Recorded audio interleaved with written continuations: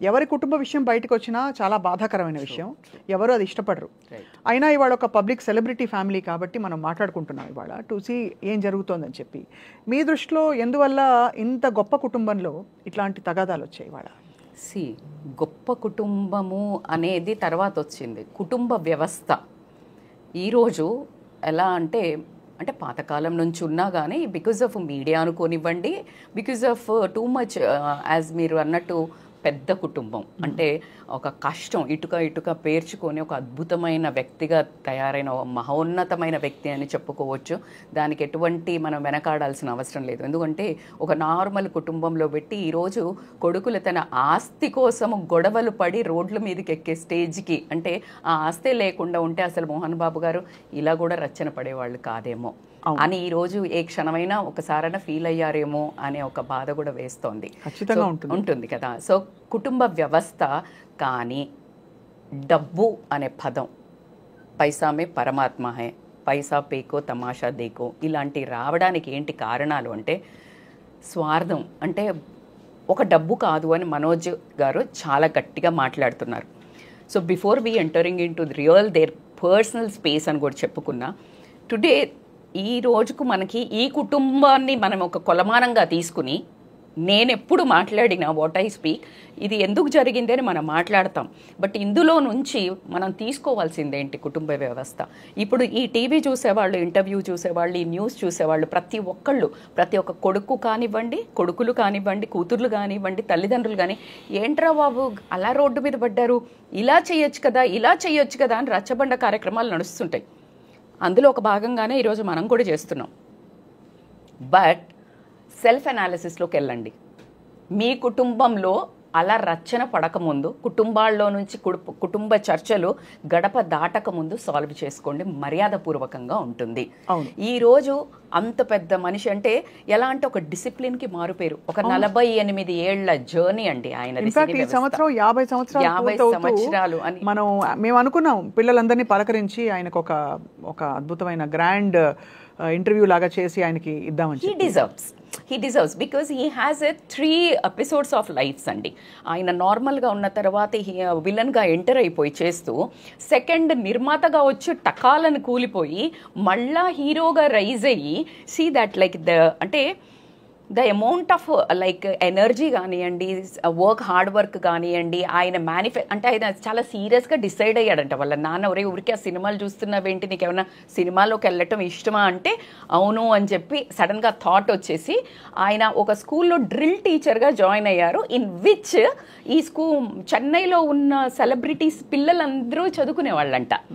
అక్కడికి వెళ్తే సినిమా వాళ్లతో పరిచయం అవుతుందనే ఉద్దేశంతో ఆ స్కూల్లో డ్రిల్ టీచర్గా జాయిన్ అయ్యి ఆయన జర్నీ స్టార్ట్ చేశారు.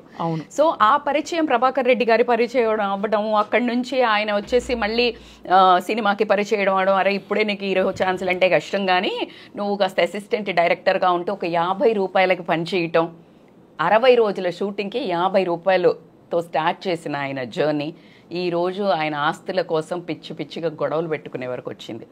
So coming to this point, ఆయన ఒక డిసిప్లిన్కి మారిపోయారు అనేది ఎక్కడ కానీ పిల్లలు కూడా మొన్ననో నేను ఏబిఎన్ అన్న ఇంటర్వ్యూలో చూస్తున్నాను, ఇప్పటికీ కూడా చాలా చీవాట్లు పెడతారంట ఆయన. అంటే అందులో ఎటువంటి వెనకంజో వెయ్యరు. అంటే తప్పు చేస్తే ఆయనకి ఐ థింక్ డ్రిల్ టీచర్ కదా ఆ డిసిప్లిన్ అనేది ఉండిందట్టుంది. సో అలా చాలా సీరియస్గా ఉంటూ పిల్లలను కంట్రోల్లో పెడుతున్న టైంలో డిఫరెంట్ పర్సనాలిటీస్ ఉంటారండి మన ఫ్యామిలీలో. అందరూ ఒకలాగా ఉండరు. Manchu Lakshmi has a convincing capability. అంటే లైక్ ఒకటి ఆ అమ్మాయి పుట్టంగానే పేరు కలిసి వచ్చిందని కాస్త గారాభం ఎక్కువై ఉండొచ్చు. ఆమె నేచర్ కూడా చొచ్చుకుపోతూ కలుపుకుపోతూ ఉండే నేచరు. ఎంత పెద్ద ట్రోలింగ్లు జరుగుతాయంటే ఆవిడ లాంగ్వేజ్ మీద కానీ ఆవిడ మీద, బట్ అట్టే తీసేసుకుంటుంది కానీ never she fought. Little that I have known అండి. తను కూడా కొంచెం స్పిరిచువల్ బెంట్ ఆఫ్ మైండ్ కూడా ఉంది తనకి. అంటే ఏముందిలే అని లైట్ తీసుకునే దట్స్ ఎ బియాండ్ బ్యూటీ అండి. యూ కాంట్ లైక్ ఇమాజిన్ అది ఎంత. ఇప్పటికీ తన్ని ఎక్కడో ఒక దగ్గర ఈవెన్ తను ఉంటే కూడా పక్కన ఆ సినిమాలో ఉన్న సెలబ్రిటీస్ కూడా తనని టాంట్ చేస్తుంటారు తన ఒక డిక్షన్ మీద. సో అయినా కూడా తను నవ్వేసి ఊరుకుంటుంది కానీ she won't like at least change that expression of face also. అంత కమాండ్ ఉండడం అనేది వెరీ రేర్ అని నేను బిలీవ్ చేస్తాను. And coming to the Manchu Vishnu గారు, యాజ్ లైక్ ఎవ్రీబడి నోస్, ఆయన యాక్చువల్గా ఒక ఐఏఎస్ ఆఫీసర్ చేయదలుచుకున్నారు ఇంటూ స్టడీస్. ఈవిడను ఒక డైరెక్షన్ డిపార్ట్మెంట్కి తీసుకెళ్తా అనుకున్నారు. బాబు మనోజ్ని మాత్రం ఖచ్చితంగా ఒక hero because is a good looking అనుకుని ఉంటారు. ఒక తానొకటి తెలిస్తే దైవం ఒకటి తెలిసింది అన్నట్టు విష్ణు గారికి కూడా he wanted to come in to the movie and he did super well actually movie. But somehow మళ్ళీ అది వర్కౌట్ అవ్వలేదు, మళ్ళీ కొంచెం ట్రాక్ తప్పి అటు వెళ్ళిపోయారు. మనోజ్ గారు సరే కింద మీద పడి తను చేసుకుంటూ వెళ్తున్నారు. ఇంకా మంచిగా ఇంట్రడ్యూస్ చేశారు సినిమాలో, చాలా ఇంట్రడ్యూస్ చేశారు and he has a good base also. But ఇక్కడ ప్రాబ్లం ఏంటంటే ఇక్కడ ఆస్తి గురించి వచ్చింది అని చెప్పుకోవడానికి కొంచెము బాధపడాల్సిన విషయం. ఎందుకంటే ఎంతో కొంత ఆస్తి అయితే ఇచ్చారు. ఒక 6-7 years బ్యాక్ మనకు ఆస్తి పంచారు అనేది ఒక క్లారిటీ ఉంది. నీకు 7 years బ్యాక్ పంచిన ఆస్తి గురించి ఏదైతే కాన్ఫ్లిక్ట్ ఉండిందో నువ్వు అప్పుడు కదా డిస్కస్ చేసుకోవాల్సింది. అవును, యు గాట్ ఇట్. సో నీకు కొంచెం ఇచ్చారు, నీకు కొంచెం ఇచ్చారు, నీకు కొంచెం ఇచ్చారు. If you take this case study towards Ambanis, వాళ్ళది కూడా ఎంత పెద్ద, ఎవ్వరు అతిథులు కాదండి. ఆస్తి గొడవలలో ద మోస్ట్ ఒక లెవెల్ డౌన్ అయ్యి అంటే కిందకు పడిపోయే కొట్ల వాళ్ళల్లో చాలా మహోన్మహులు ఉండటంలో మనం ఎంతో మందిని చూస్తున్నాం. అంటే లిటరలీ చంపుకోవడాల నుంచి మొదలు పెడితే ఇలాంటి గొడవలు రచ్చకీడ్చుకోవటం వరకు మనం అందరినీ చూస్తాం. అంటే కూతుర్లు కూడా ఆస్తుల కోసం రోడ్ల మీదకి తల్లిదండ్రులను లాగటం, లేకపోతే చంపడం, గొడవలు పట్టడం, ఇలాంటివన్నీ మనం కామన్ దాంట్లో చూస్తుంటాం.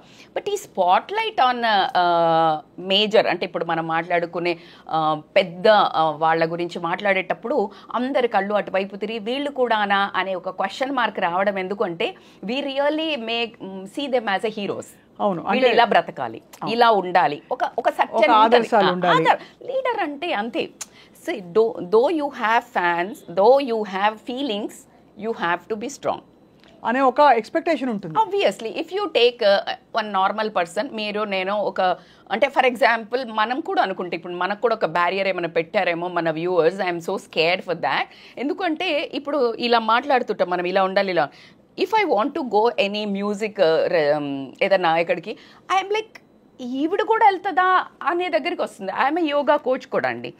యోగా కోచ్ కదా, నువ్వు కాఫీ తాగుతావా అంటే పీపుల్ హ్యాస్ సమ్ ఒక స్టీరియోటైప్ ఇలా ఉండాలి. అంటే యోగా అప్పుడు అలా ఋషుల్లాగా నడిచింది. ఇప్పుడు మోడర్న్ యోగిగా టు బ్యాలెన్స్ బిట్వీన్ ఇప్పుడున్న సొసైటీకి ఇన్నర్ క్వాలిటీస్ అంతే.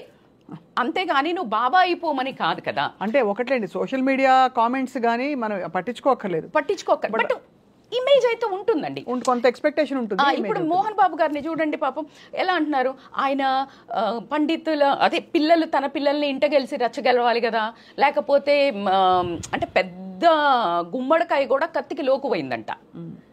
సో అలా ఒక అద్భుతమైన మనిషి అంటే ఆయన ఇలా ఒక గొంతు గదివాడంటే అక్కడ అందరు గజగజం అనే టైంలో తన సొంత పిల్లలు మా తండ్రికి ఇంకా భయపడతామని 1 సంవత్సరం 2 సంవత్సరాల కింద ఇంటర్వ్యూస్లో చెప్పిన పిల్లలు ఈరోజు తండ్రి మీదకి చేతి ఎత్తే స్టేజ్కి వచ్చారు.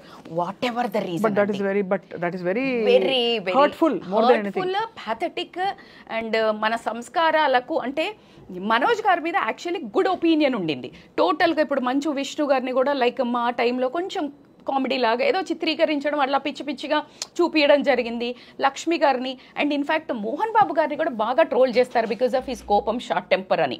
సో ఈ హ్యాజ్ కష్టపడి అడుగు అంటే ఒక్కొక్క చిన్న స్టెప్ వేసుకుంటూ ఎదిగినప్పుడు ఏమవుతుందంటే ఒక రవ్వ సెల్ఫ్ ఎస్టీమ్ నుంచి కొంచెం బార్డర్ దాటినప్పుడు వచ్చే టెంపర్మెంట్ ఏదైతే ఉందో దాన్ని అహంకారం కింద మనం కన్సిడర్ చేయడం అవుతుంది.